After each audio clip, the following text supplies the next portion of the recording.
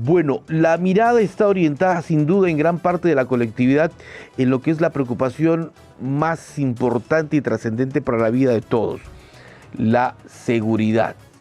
Los casos que hemos conocido y que día a día, pues como lo reportamos aquí, lo hacen los diferentes medios, sobre violencia, sobre crimen organizado, generan y siguen teniendo preocupación en la gente. Se anuncia para mañana, lo ha dicho el propio presidente de la República, la presentación del Plan Nacional de Seguridad Ciudadana. Recordemos que cuando José Gerí juramentó al cargo, dijo en su discurso de inauguración de mandato que su principal acción era declararle la guerra a la delincuencia y crimen organizado, que esa era la principal misión del gobierno de transición. Luego, en sus primeras intervenciones, señaló que tras revisar el plan de seguridad ciudadana, este estaba obsoleto y convocó a expertos bajo el liderazgo de él y del propio ministro del Interior. Vamos justamente a conversar de inmediato con un experto en el tema para que nos diga qué debe contener este documento, qué aspectos se deben incluir y, claro, cuáles se deben modernizar frente a lo que es ya, como dijo el presidente, una ley obsoleta. Está con nosotros el doctor José Luis Gil, exdirector general de inteligencia del Ministerio del Interior. Don José Luis, ¿cómo está usted? Muy buenos días, gracias por atendernos. Lo tenemos ya en la línea para conversar con don José Luis Gil, justamente, quien entiendo está por el interior del país. Ahora sí, don José Luis, ¿cómo está usted? Muy buenos días, gracias por estar con nosotros. Gracias, amigo Alba. Gracias por lo de doctor también. Sí. Dígame, sí, licenciado, sí. Nomás. Yo sí, me acordé de inmediato que usted me ha dicho, no me doctoré, licenciado. Sí, me recordé cuando pero ya había hecho la pronunciación, pero sí. A ver, muy bien. Esperemos que haya también solcito en Chiclayo, como lo hay aquí en Lima.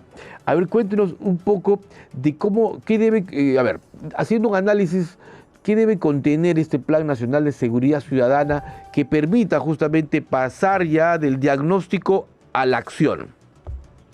Sí, bueno, yo lamento mucho que el inicio de la estrategia del presidente Gerí tuvo muy buenas intenciones, tuvo muy buenos aportes que él incluyó dentro del plan de emergencia, que como yo dije en algún momento, este plan de emergencia, que es muy diferente a todos los que habían hecho los gobiernos anteriores, se estaba convirtiendo sobre la marcha en un plan estratégico, ¿no?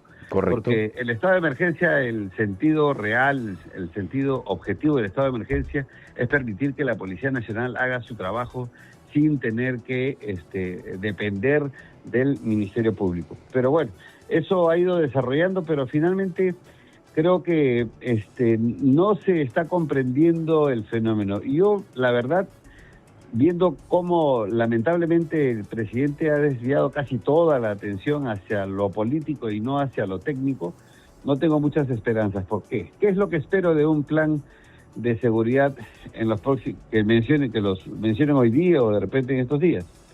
Primero, que se entienda que existen aquí 4 actores: el Estado, el empresariado, la sociedad organizada y los ciudadanos. Si ese plan no incluye a estos 4 actores, creo que no va a funcionar. Le voy a dar un ejemplo. El tema de los transportistas.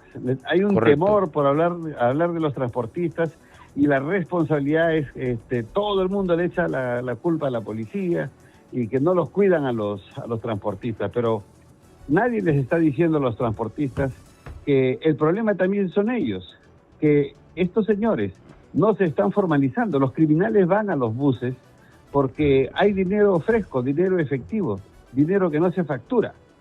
Porque si ellos se pusieran de acuerdo y de manera general cambiáramos al pasaje digital, con toda la problemática que va a haber, quiere decir que la sociedad organizada está luchando también contra la criminalidad, está evitando que los criminales los persigan por esas monedas, por ese dinero diario. Cuando se ponga el pasaje digital, querrá decir entonces que la estrategia del Estado, del empresariado, de la sociedad organizada, o como le llaman la sociedad civil, porque las empresas de transporte son sociedad organizada también, o son empresa también. Entonces, Ajá. esa es una forma de decirle cómo todos tenemos que participar. No solamente el Estado, no solamente la Policía. La Policía Nacional hace su trabajo, captura a los delincuentes, los persigue, sí, pero esa es la parte de la investigación. Tenemos íconos de la Policía Nacional, como el general Reboredo, el general Moreno Panta. Muy bien, sí, pero esa es la parte de la investigación. Lo que no se ha tomado en cuenta es la inteligencia. Yo estoy absolutamente seguro que ni el presidente ni el ministro del Interior han hecho una auditoría de cuántos y qué agentes de inteligencia están en este momento trabajando contra las bandas criminales solamente en el aspecto de búsqueda. Ahí le están dando cuenta, sí, inteligencia está trabajando, pero si hacen una auditoría, van a ver que no son la cantidad de personas las que están trabajando, que están detrás de los criminales.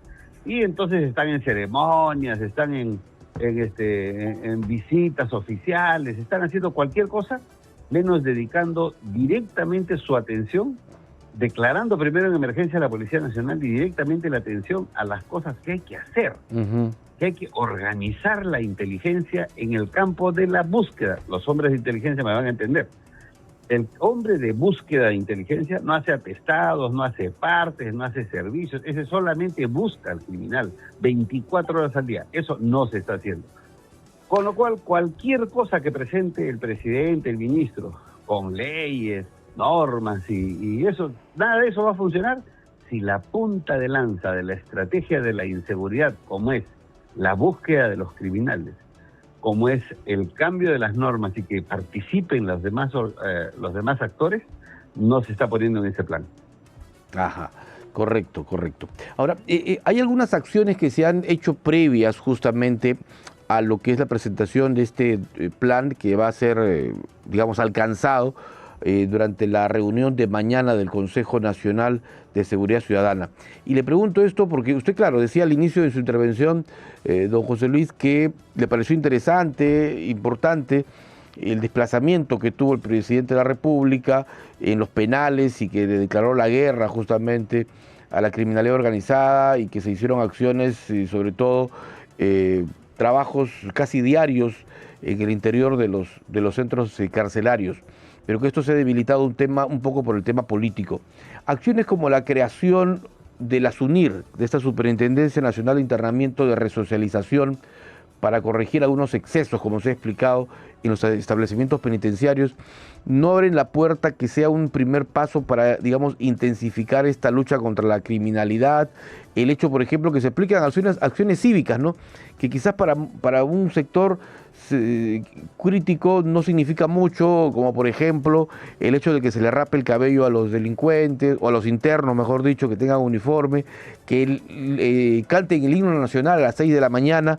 Eso, digamos, esos hechos también que tienen que ver con trabajo cívico, no de alguna manera cambia toda esta política y da muestras de lo que podría ser, digamos, una recuperación del principio de autoridad, por ejemplo, en los penales. A ver, creo que seguimos en el mismo error, en el error de no conocer el fenómeno, de no saber lo que se nos viene y que ni siquiera el canto, el himno nacional o las cosas cívicas que hagan van a frenar los crímenes. Lo que tenemos que frenar son los crímenes de la calle. Con lo cual, usted puede reorganizar todo el Estado si quiere, pero si no tiene una estrategia, si no tiene un conocimiento exacto del fenómeno, entonces no lo va a poder combatir.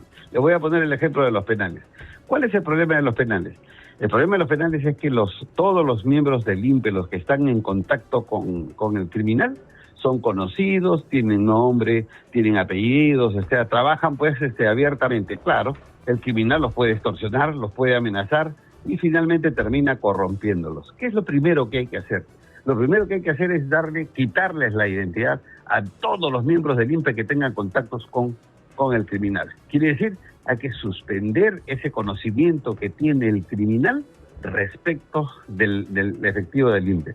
Con eso le damos garantías al miembro del INPE, con eso guardamos su seguridad, ocultamos su identidad, con eso lo protegemos. Entonces, un miembro del INPE empoderado, sabiendo que está protegido, pues ese va a ser, va a ser maravillas. Entonces, que sigan reorganizando el INPE, pero mientras el miembro que cuida el efectivo que cuida al criminal está siendo amenazado, está siendo timado, está siendo arrinconado, nada va a pasar. Le ponemos una mascarilla, les cambiamos de nombre, les damos una clave y los chocolateamos a nivel nacional. El criminal no va a saber quién es y ahí recién se va a iniciar, ¿no es cierto?, el combatir realmente al crimen desde el interior de los penales. Ajá. Entonces, para un poco la gente pueda entenderlo mejor, sería una suerte de policías penitenciarios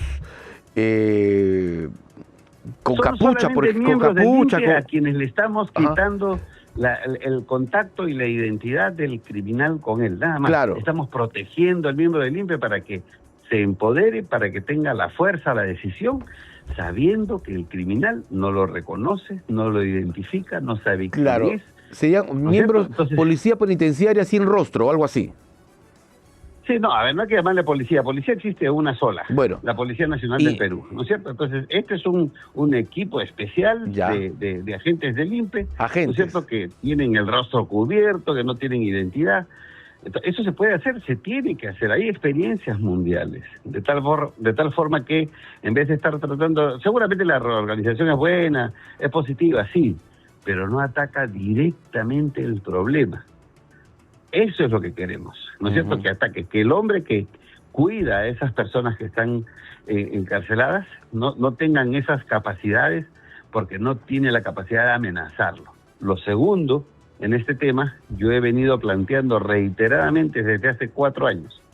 Lo que tiene que hacerse es crearse módulos carcelarios transitorios para todos aquellos que son orates, enfermos, que ya van a cumplir condena, los que tienen delitos que son delitos no violentos, ponerlos en estos módulos transitorios, que la empresa privada contribuye con eso para liberar las grandes cárceles y tener espacio. Lo que tenemos es espacio. Y tercero, en este campo, es suspender todas las leyes que le den beneficios penitenciarios a los criminales violentos, violadores, extorsionadores, asesinos. Entonces, así vamos recomponiendo el tema de del INPE, ¿no? Y no maquillamos el tema, o sea, no hay que hacer maquillajes. Lo que hay que hacer es una operación quirúrgica dentro de los penales, haciendo estos cambios, estas incisiones que van a permitir realmente ir hacia una verdadera seguridad. Correcto, eso es adentro, en los penales. ¿Y afuera cómo debemos actuar, don José Luis? ¿Afuera en qué sentido? En el sentido que usted nos indicaba, la inteligencia, porque claro, el hecho de que ya los internos, muchos de los cuales dirigen las acciones de criminalidad desde el interior de los penales, no sepan la identidad, tengan protección los agentes penitenciarios, usted nos decía, esto corta un poco la serie de amenazas o chantajes que puedan haber contra ellos, pero además también esto de alguna manera afecta el trabajo o las acciones que cometan ellos hacia afuera. O sea, ¿cómo proteger? Claro, ¿cómo? A ver, no hay que olvidar que es el propio presidente Geri el que ha dicho que muchas cosas vienen desde dentro de los penales, que la corrupción viene desde el perfecto. Ahí está una solución. La otra solución es el tema de la búsqueda. A ver, la investigación está bien. Ellos están saturados y vamos a escuchar que siguen capturando bandas y bandas y bandas, porque el fenómeno criminal, o sea, este no es un grupo criminal, el fenómeno criminal trae criminales de 16 organizaciones criminales internacionales aproximadamente, comprobado. Entonces, esta dinámica de estos sujetos es cometer crímenes acá y se van a otro país y nunca vas a descubrir. Entonces, lo que está haciendo la policía es descubrir lo que puede hoy. Entonces, ¿qué falta? Lo que falta son grupos de inteligencia de búsqueda de información. Equipos que solamente se dediquen a estar en las calles a buscarlos, a corretearlos, a perseguirlos, a detenerlos, a meterlos en las comisarías. Es decir, si no tenemos ese trabajo mañana, tarde y noche, silencioso, sin cámaras, si no hacemos ese trabajo, entonces el criminal está como Pedro en su casa. No pasa nada, la calle está regalada, hace cooperativos aquí y allá, ya está suficiente. Pero no tienen ese fantasma que ellos detestan, que los persigan, que los sigan, que los acosen. Eso es lo que hay que hacer. Y se le he dicho a varios oficiales y a varios políticos, pero como siempre, pues a los que sabemos no nos hacen caso, ¿no? Tienen que, prácticamente, como dicen, hay que hacerle respirar en la nuca a los delincuentes, estar atrás de ellos. Eso es lo que hay que hacer. Así hicimos con el terrorismo y así acabamos con el terrorismo. Eso es lo que hay que hacer, respirarles en la nuca, no de vez en cuando mandarles saluditos y creer que solamente la investigación va a terminar. Ya he dicho ya, la investigación está haciendo su chamba y bien hecha. Mis felicitaciones a los generales, es lo que les corresponde. Pero el sistema de inteligencia nacional, DINI, todas las inteligencias de las Fuerzas Armadas, la inteligencia de la policía, los agentes de inteligencia en retiro, es decir, toda esa gente es una fuerza que tiene que ser reclutada hoy, querido amigo, hoy. Y tiene que ser reclutada, organizada, distribuida, emplazada en el país a nivel nacional con un mapa de calor que sea el resultado del análisis estratégico, del análisis de datos. Es decir, no sé, la verdad no sé en qué están pensando. Yo suspendería todas las ceremonias de todo el sistema del Estado. Perdemos tiempo, personas, ceremonias y paseos y la gente formada ahí desmayándose en la ceremonia. Por favor, estamos en una emergencia, querido amigo. Estamos en emergencia nacional porque el crimen no va a parar. No va a parar contra los microbuseros, no se van a detener.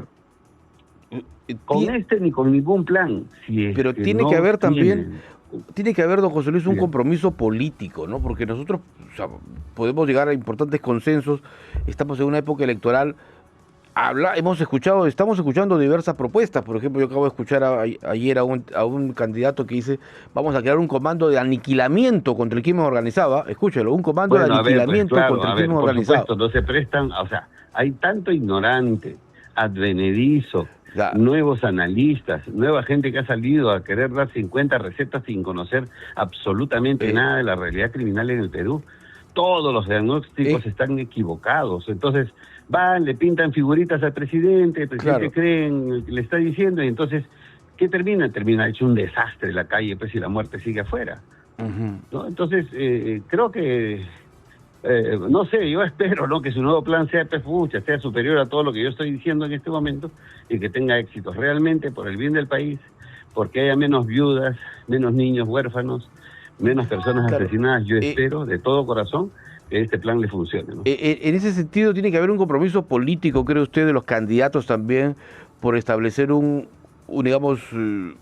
sola propuesta que apunte a un solo objetivo, que sea justamente el de acabar con esta criminalidad? Decirlo en este momento, decir esto en este momento me resulta retórico e hipócrita de parte mío, porque hemos tratado de que las organizaciones políticas se junten, se unan. He querido darles las conferencias a todos los partidos políticos. ¿Y qué le han dicho? Sobre cómo está este fenómeno, y ninguno quiere.